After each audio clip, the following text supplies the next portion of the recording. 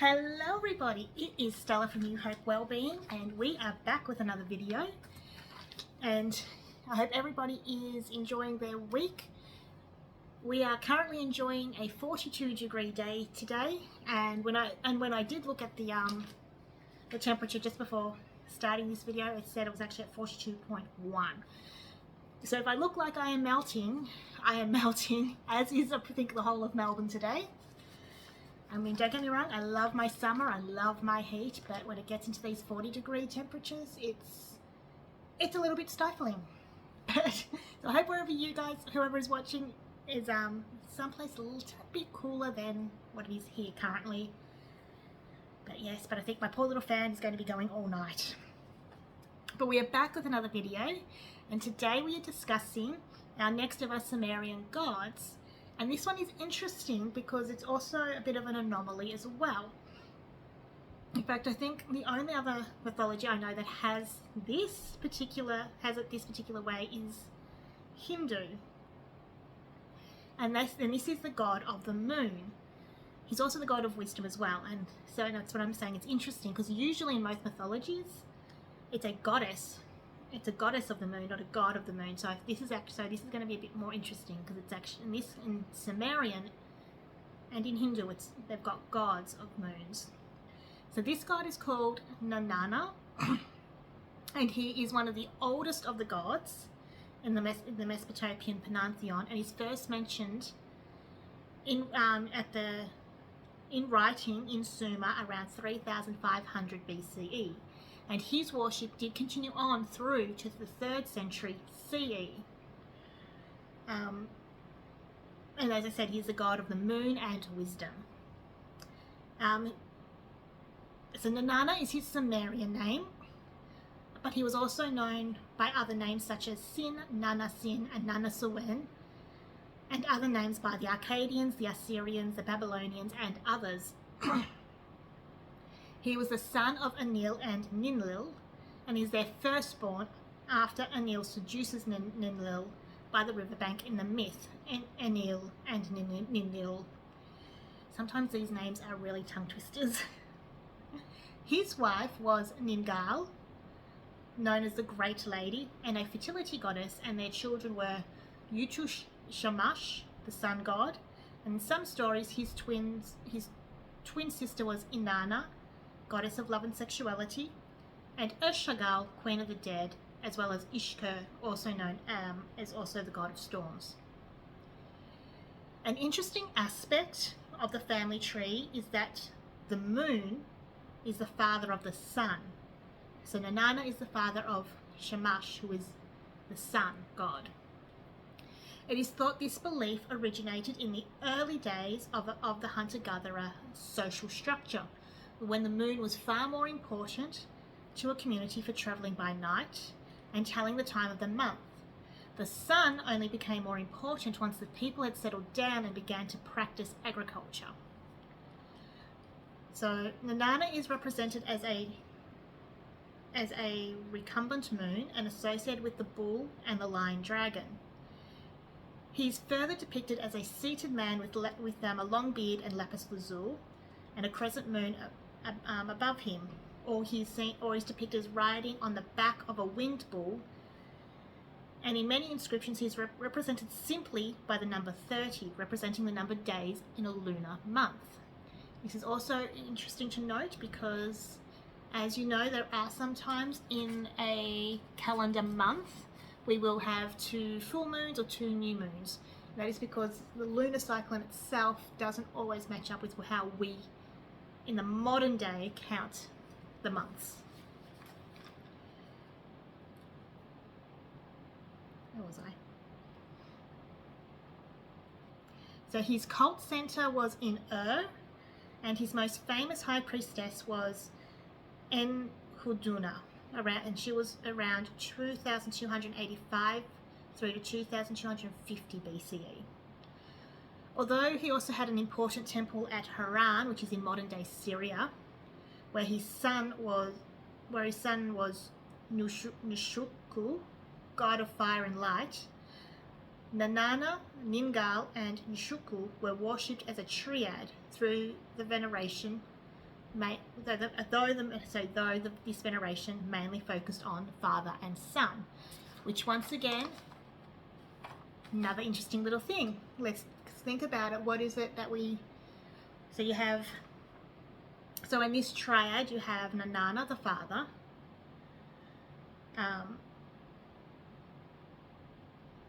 Ningal the mother, and Nishku the son. What is it that we have in modern day religions? We do have a triad still: Father, Son, Holy Spirit. Holy Spirit often represents the more feminine of the triad. And once more, you have Father the God, Son is the Christ. Interesting how we see a rehashing of a far older religion playing into the modern religions of today. They are all linked. When you start looking into it, they are all linked one way or another. And you do start seeing the patterns when you really do start looking into it.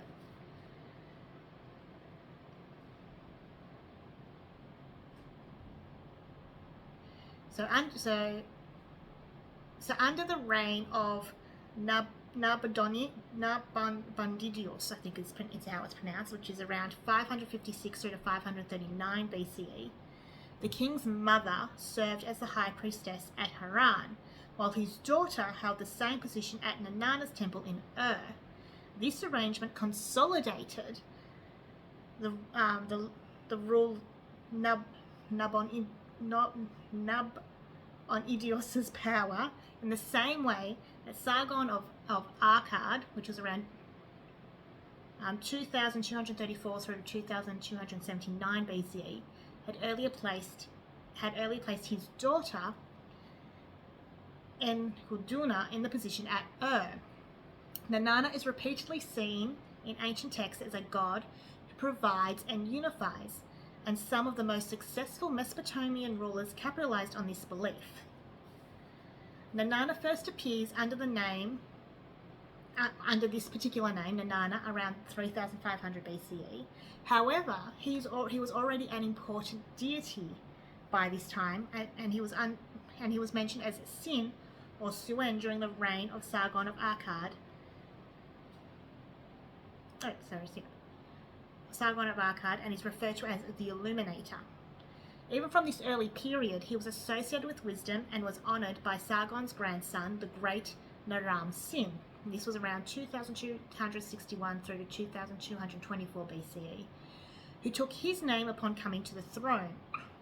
Naram Sin, considered the greatest of the Akkadian kings, was among those who understood how to use religious belief to rule more effectively.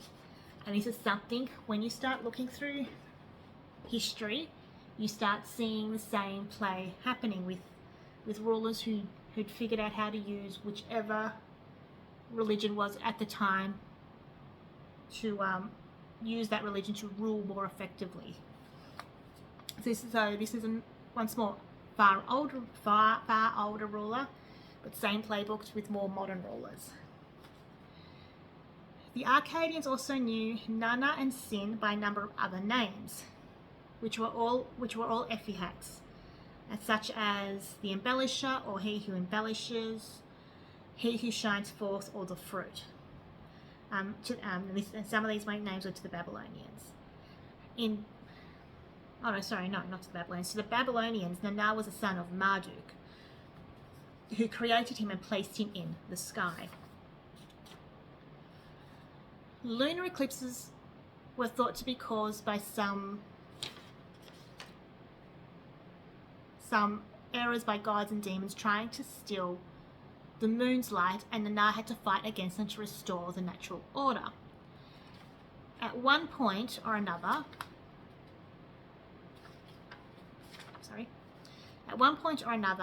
throughout Mesopotamia's long history, Nanna was the king of the gods, lord of wisdom, keeper of the time, guardian of the future, and holder of secrets. But he's always seen as the devoted son of Enlil and protector and guardian of humanity. In the poem, The Journey of Nanna to Nippur, The god is seen holding his boat at with all good things to present to his father Enlil at the city of Nippur.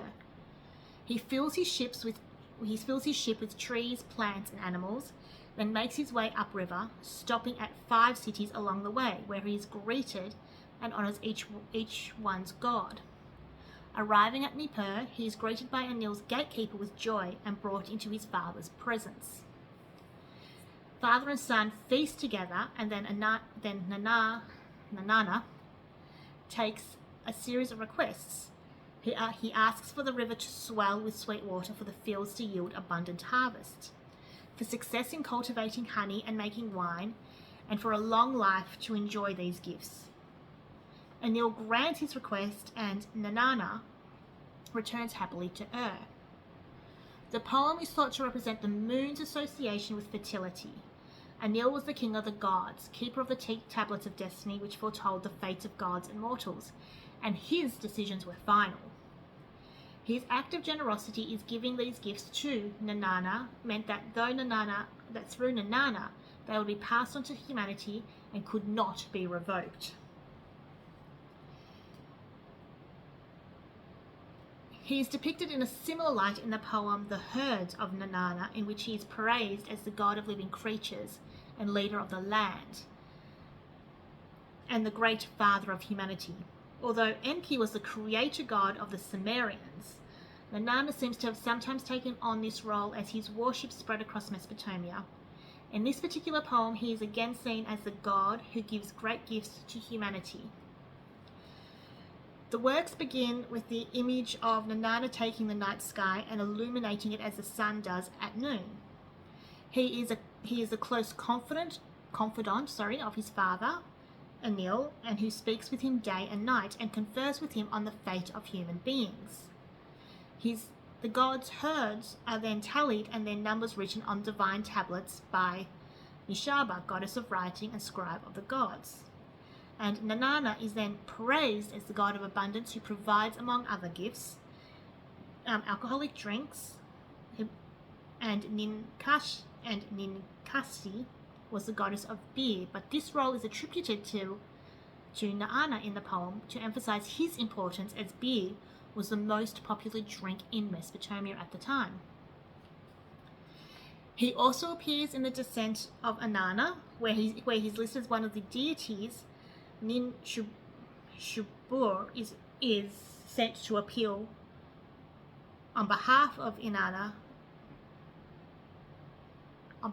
to help bring her back from the underworld. And in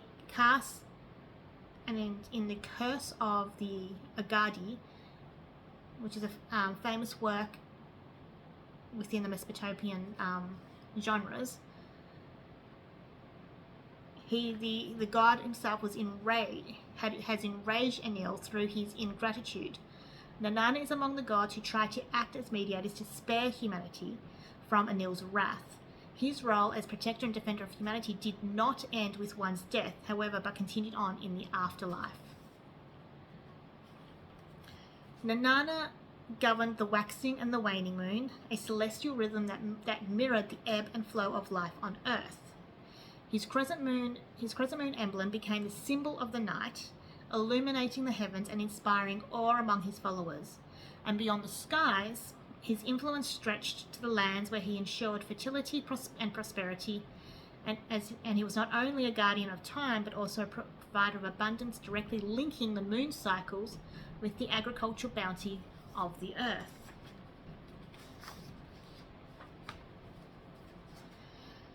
He embodied the archetype of the protector and the harvest deity, and he oversaw the cycles of nature, which ensured the fertility of the land. And as the moon god, his light safeguarded travellers through the night, while his celestial rhythms guided the planting and harvesting of crops. His role as a guardian of agriculture and livestock positioned him as an ever-sustaining force, bringing prosperity and stability to his followers. As a sage, his wisdom was unparalleled. He determined the destinies of gods and mortals alike, a role that made him both feared and revered. and his deep connection to judgment extended even into the underworld, where he occasionally served as a divine arbiter, influencing the fates of the departed. The crescent moon symbolized his protective watch and the waxing of abundance, marking him as a deity of renewal and continuity. And that is still something that is still practiced among those who do follow the moon cycles now. With the new moon, you plant your seed of what it is you're trying to manifest with the lunar cycle, and as the moon waxes, so as it grows, you build upon those seeds you've planted, so that by the time you get to the full moon, you will hopefully manifest what it is you've been working on. And then with the waning moon, that's when you start releasing what's either holding you back from achieving your goal. So in a very different way, it's still being practiced in the modern sense as what it was back in Sumerian times. So while rooted in Sumerian tradition, Nanna's worship echoed in Arabian lunar cults and extended into the wider Mesopotamian pantheon. Feel something there? Oh, there it is. Hair. That's the only problem with curly hair. It does go everywhere. His lunar symbolism, protective role, and agricultural blessings established him as the cornerstone of the ancient faith. Nanna was born of a divine union and cosmic decree. His father, Enlil, the mighty god of air and earth, governed storms, fate, and agriculture, and Enlil's authority stretched from the heavens to the underworld, shaping the destinies of gods and men. And Ninlil, his mother, was the gentle goddess of grain and healing. She embodied nurturing and growth, weaving life from the earth's fertile embrace. Nanna's powerful siblings, each holding dominion over the vital aspects of life and death. Nagal, the fierce god of war and the underworld, mirrored Nanna's celestial judgment with his darker role in the afterlife. And together they were sometimes referred to as the Big Twins, blending the celestial and the chthonic realms. Ninazu, a god of abundance and healing, balanced magic with the mysteries of life and death. And Enlil, the god of canals and irrigation, channeled the life-giving waters that sustained Mesopotamia's fertile plains. Each sibling played a part in maintaining cosmic order, complementing Nanna's lunar dominion. And then his consort, the ever-graceful Ningal, the goddess of reeds and vegetation, her connection to the earth's fertility mirrored Nanna's celestial rhythms, and together they symbolized the harmony between heaven and earth. Ningal's presence was most revered in where she stood beside Nanna in the great ziggurat and their temple of great light. In myth, their marriage was a divine event presided over by Enlil, marking a union that wove together the cycles of time, nature, and the cosmos. And from their sacred union, Utu, the radiant sun god, upheld justice and truth, and he lit the world by day, continuing the cycle that his father began by night. His role in law and fairness reflected Nanna's wisdom and judgment. Inanna, the goddess of love, war, and fertility, burned with passion and ferocity.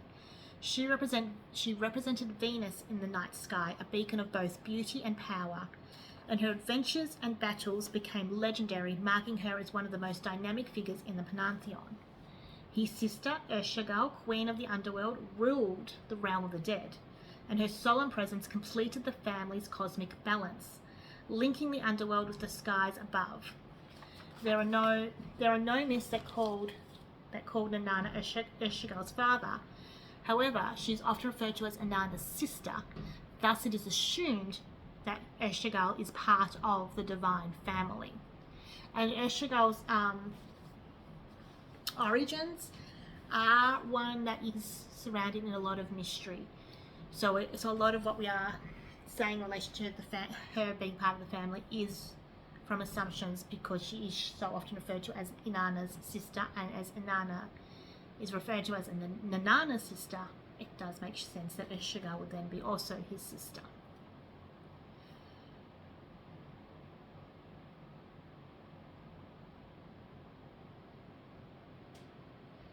So he had, so as we've said in a few earlier parts, he did have many sacred sites. There was the city of light, which held his divine presence and was enshrined in the grand house of great light. I'm not going to even try and pronounce the Sumerian word for it. The towering ziggurat served as a beacon for worshippers, drawing them to venerate the moon god who watched over their city. There was also Haran, the house of the rejoicing in the far north, which housed the house of rejoicing, and this temple became a vital center of his worship during the Neo-Assyrian and Neo-Babylonian periods, offering space for reverence and celestial ceremonies. In Nippur, although his primary temple did not rise in Nippur, the city does play a crucial role in his mythos, with each spring worshippers making a pilgrimage to honor the moon god's legendary journey to visit Enlil, his father.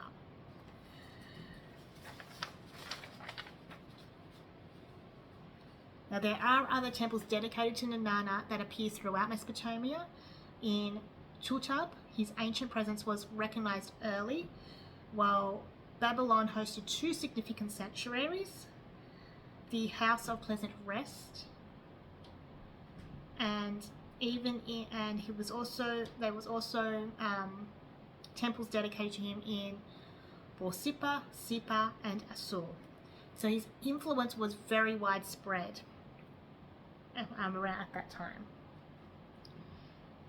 Offerings of so then, as with most gods, there are particular offerings that were more seen as their dominion. So for Nanna, it was offerings of cattle, sheep, and fresh fruit. And the first fruits were central to his worship, reflecting the bounty of the land. And these gifts were not only tributes but sacred acts to ensure the moon god's favor at the start of each lunar month. And the rituals honored the new moon, marking the cycles that govern both the celestial and the earthly life. His role as the moon god made him a pivotal figure in divination. Priests carefully observed the moon's phases, interpreting the light and movement to foretell the future. Texts like Sumasin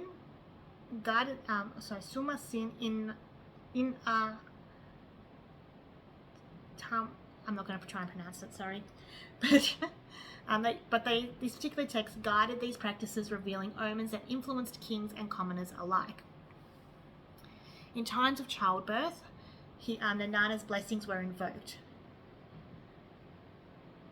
And the tale of his pregnant cow became a symbol of easy delivery, inspiring incantations that sought to ensure safe and fruitful birth. Through these rituals and sacred spaces, Nanna's worship wove a mystical connection between the heavens and the earth. His light guided not only the night but also the hearts of his followers, ensuring the cycles of life and cosmos remained in harmony. He did also have many festivals. So the festivals of Nanna shone as moments of divine communion and cosmic alignment. Each celebration reflected the rhythms of the moon and the cycles of life, drawing worshippers into a timeless dance with the celestial. There was the spring ritual journey to Nippur. So each spring a sacred pilgrimage unfolded, and worshippers from embarked on a journey to Nippur, carrying offerings of the first dairy products of the year. This ritual mirrored Nanna's mythical visit to his father, Enlil, and symbolized the renewal of the land. As they travelled, they honoured the moon god's role in ensuring agriculture, prosperity, and the turning of the seasons. And the journey blended devotion and celebration, marking the arrival of new life and bounty. And at the start of each lunar month, Nanana's worshippers would gather to honour the new moon. This sacred time brought offerings and prayers connecting the celestial cycle to the rhythms of daily life. The new moon's appearance was a sign of renewal, a promise of continuity in the ever-turning wheel of time. And this, once again, is something we still see being practiced among those who are still practicing the more nature-based worship practices. Where at the new moon is all about renewal. So we do see that. So leading into new moon, so like a couple of days before the new moon is referred to as the dark moon, and at that time period you release a lot of what's holding you back, so that you come into the new moon renewed to then complete the lunar journey once more. Then in Haran there was the Akutu festival, and this held a special place in his worship. During the Neo-Assyrian period, even the kings participated, renewing their vows to the moon god. This festival was seen as traditionally celebrating the new year, intertwined royal power and divine favour, reaffirming the cosmic order through Nanana's blessings. So this is just a small little bit about this particular god. There is actually quite a lot of information on him. One of the few gods we actually do have quite a lot of information on. But this is just a small little pin drop into Nanana's life works, I guess we can say. But until that I think that will do for now. So I hope everybody enjoys the rest of their week, has a great weekend, and we will be back next week with some more videos. And don't forget, as I said on my Tuesday video, if there is a particular mythology you would like me to cover off next, once we get through all the Sumerian gods and goddesses, please do let me know in the comments so that I can start looking into that. But until then, I hope everybody has a great rest of the week, and we'll chat soon. Bye!